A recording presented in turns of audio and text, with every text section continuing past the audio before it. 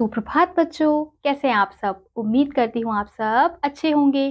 तो बच्चों, आज की कक्षा में हम पढ़ने वाले हैं अध्याय नंबर 3, जिसका शीर्षक है सच्चाई की खेती। तो बच्चों, इस अध्याय में हमें एक लोक कथा दी गई है। सबसे पहले हम पढ़ेंगे पाठ का परिचय। प्रस्तुत पाठ में बीरबल की चतुराई के एक किस्से को मनोरंजक ढंग से प्रस्तुत किया गया है। बादशाह अकबर अपने एक मंत्री को बहुत पसंद करते थे। वह मंत्री था बीरबल। बीरबल ही बादशाह तथा अन्य दरबारियों की समस्या को सुलझाता था। एक बार अकबर की रानी को भी उसकी मदद की आवश्यकता हुई।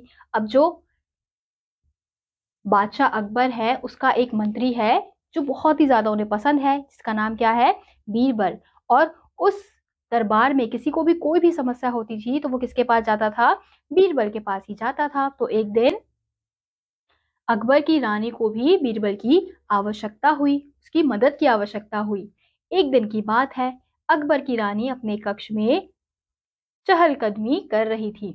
अचानक उसका हाथ एक फूलदान को लगा और फिर गिरकर टूट गया। ओह, यह तो महाराज का प्रिय फूलदान था। मैं तो उन्हें यह बता भी नहीं सकती कि फूलदान टूट गया है। रानी ने डरते हुए मन में सोचा। अब रानी एक दिन क्या कर रही होती है, अकबर के कक्ष में टहल रही होती है, चल रही होती है। तभी क्या होता है, उनके हाथ से लगकर एक फूलदान गिर जाता है। तो वो फूलदान किसको पसंद होता है, अकबर को पसंद होता है। तो वो देखकर वो डर जाती है और वो सोचती है कि मैं तो उनको बता भी नहीं सकती कि उनको जो फूलदान पसंद है वो टूट गया है। तो हम इस चित्र में देख सकते हैं कि किस प्रकार से ये जो फूलदान है महारानी के हाथ से टूटकर गिर गया है और वो बहुत ज्यादा डरी हुई हैं। कुछ समय बाद बादशाह अकबर ने कक्ष में प्रवेश किया। उनको कक्ष में कुछ कमी महसूस हुई। ध्यान से देखने पर उन्होंने पाया कि उनका प्रिय फूलदान कक्ष में नहीं है। उन्होंने रानी से पूछा, वह फूलदान कहाँ है जो मुझे चीनी यात्री ने उपहार में दिया था। फिर कुछ समय बाद जो बादशाह अकबर है अपने कक्ष में आते हैं तो वो क्या पाते हैं कि कुछ तो कमी है, उन्हें कुछ कमी महसूस होती है। वो ध्यान से देखते हैं तो उन्हें क्या दिखता है कि फूलदान नहीं है। तो वो महारानी से पूछते हैं कि वो फूलदान कहाँ गया जो मुझे एक चीनी यात्री ने उपहार में दिया था। ओ महाराज, उसे तो नौकर साफ करने के लिए ले गया है। रानी ने झूठ बोलकर स्वयं को बादशाह के क्रोध से बचा लिया। तो महारानी ने क्या क्या कहा महाराज से कि उसे तो नौकर साफ करने के लिए गया है। तो उन्होंने महाराज से झूठ कहा। अगले दिन प्रातः जब बादशाह सोकर उठे तो उन्हें प्रसन्न देखकर रानी ने अपना दोष स्वीकार करते हुए कहा, मैंने आपसे झूठ बोला था। गलती से मेरा हाथ लग जाने से फूलदान गिरकर टूट गया था। तो अगले दिन जब सुबह होती है और बादशाह अकबर सोकर उठते हैं तो उन्हें लगता है कि अब बादशाह अकबर थोड़े शांत हैं। तो वो क्या करती है, अपना जो गुनाह है वो कबूल कर लेती है। वो बोलती है कि मैंने आपसे झूठ कहा था, वो जो फूलदान है वो मेरा हाथ लगकर ही टूट गया है। यह सुनते ही बादशाह क्रोधित हो गए और बोले, रानी होते हुए भी तुमने मेरे सामने झूठ बोलने की हिम्मत कैसे की।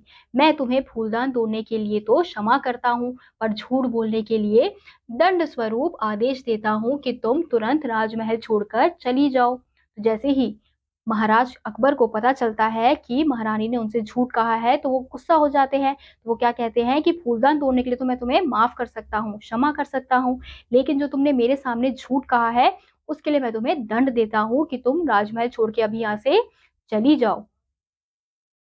माफी मांगने पर भी बादशाह नहीं माने। तब रानी राजमहल छोड़कर आगरा से बाहर चली गई। शीघ्र ही यह खबर चारों तरफ फैल गई। अगले दिन बादशाह ने दरबार में पूछा, क्या कभी किसी ने झूठ बोला है। तो माफी तो रानी जो है वो बहुत ज्यादा माफी मांगती है बादशाह से, लेकिन जो बादशाह है वो उसको माफ नहीं करते। तो रानी कहाँ चली जाती है, आगरा चली जाती है। फिर कुछ समय बाद ये जो खबर है वो आग की तरह फैल जाती है। तो अगले दिन बादशाह ने दरबार में पूछा सबसे कि कभी किसी ने झूठ बोला है। सभी दरबारियों ने भय के कारण कह दिया कि उन्होंने सदा सच बोला है।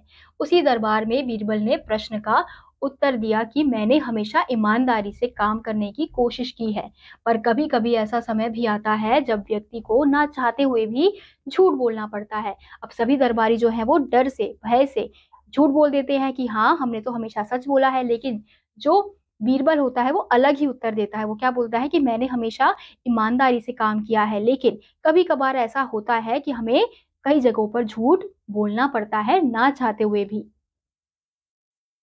यह सुनकर अकबर ने कहा, बीरबल, मैं नहीं चाहता कि मेरे दरबार में कोई झूठा मंत्री रहे।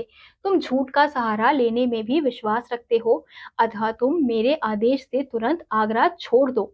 तो यह सुनकर जो अकबर है वो गुस्सा हो जाते हैं। उन्हें लगता है कि अच्छा, तो मतलब तुम भी मेरे सामने झूठ बोल सकते हो, तो तुम झूठ का सहारा ले सकते हो। तो ये सुनकर वो अकबर बीरबल को भी दंडित कर देते हैं कि तुम अभी आगरा छोड़कर यहाँ से चले जाओ।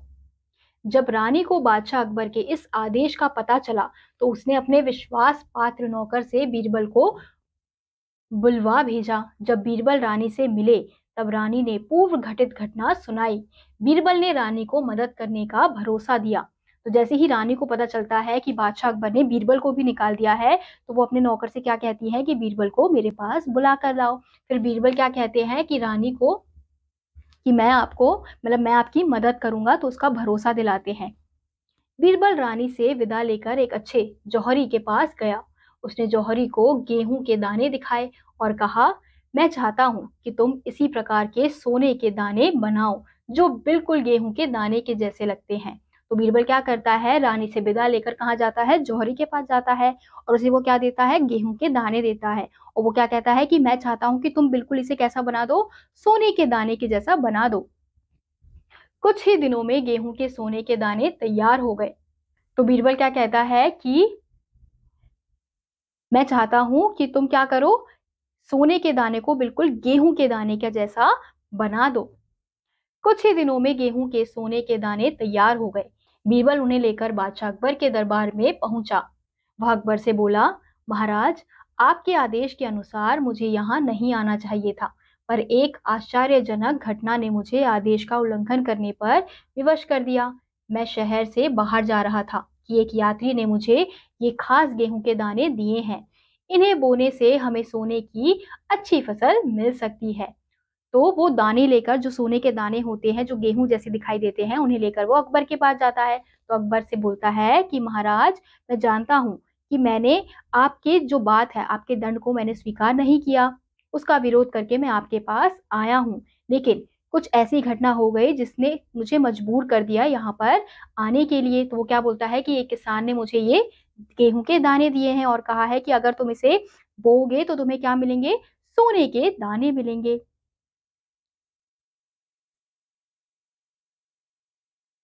बादशाह अकबर गेहूं के दानों को देखकर आश्चर्यचकित हो गया और बोला, क्या यह सचमुच संभव है?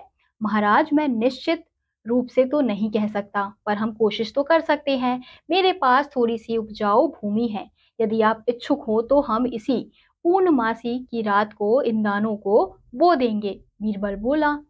बादशाह सहमत हो गया।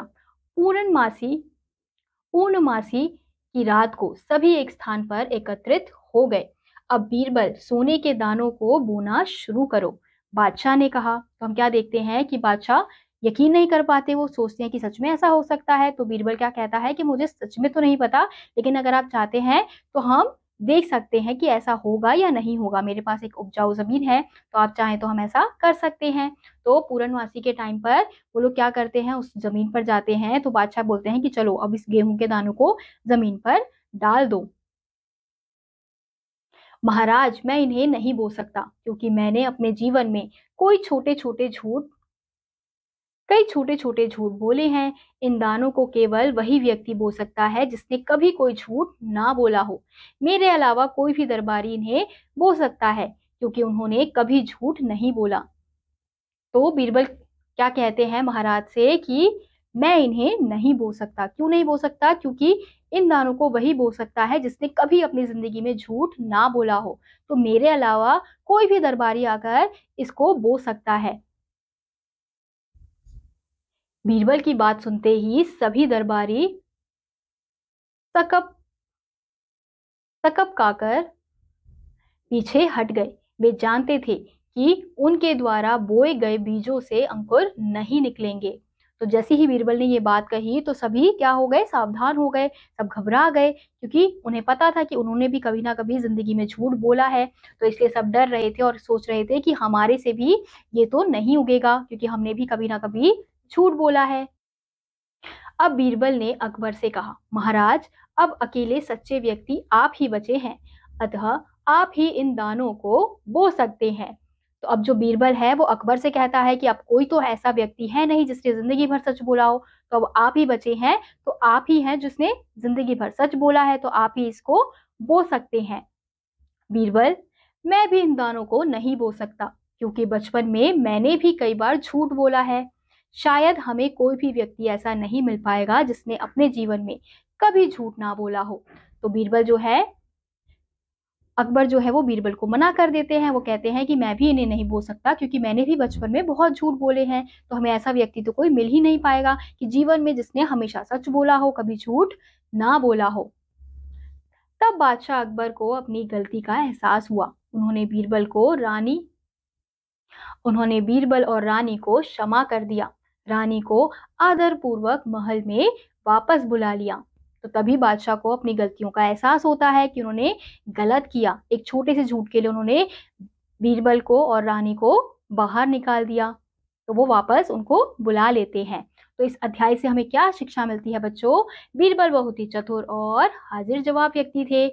आवेश में कोई भी फैसला नहीं लेना चाहिए, यानी कि अगर आप जिस समय क्रोध में हो, आवेश में हो, तो उस समय अगर आप कोई भी फैसला लोगे वो हमेशा क्या होता है, गलत होता है। इसलिए हमेशा अगर आपको लगता है कि कोई आपसे झूठ बोला है, तो पहले आप शांत हो जाओ, शांत लेके कोई भी फैसला लोगे तो वो सही होता है। तो इसी के साथ आज का यह अध्याय यहीं समाप्त होता है।